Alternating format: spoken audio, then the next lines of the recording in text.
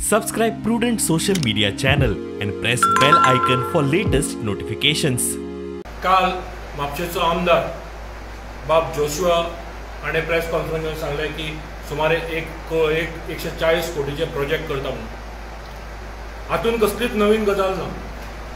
ताणें जे project mention केले न्ही, बस स्टँड म्हणा, तार रिवर क्लिनिंग, तारचो ब्रिज घालता, मागीर रवींद्र भवनाचो उल्लेख केलो. आनी 20 वर्सां काडून पळय बीजेपीचो मॅनिफेस्टो जो आसा तातूंत हेच मुद्दे आसा.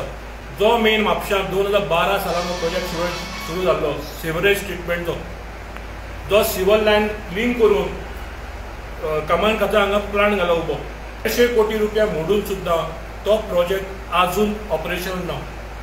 जे इक्विपमेंट घेतल्या, ते जनरेटर सेट घेतल्या, ते मशिनां ती घेतल्या, ताजो कसलोच उपयोग जावना. तेन्ना हे जे मिसयुटिलायझेशन ऑफ फंड्स जाला पळय, ताचो पूर्ण जबाबदार आसा बीजेपीचो स्थानीक MLA.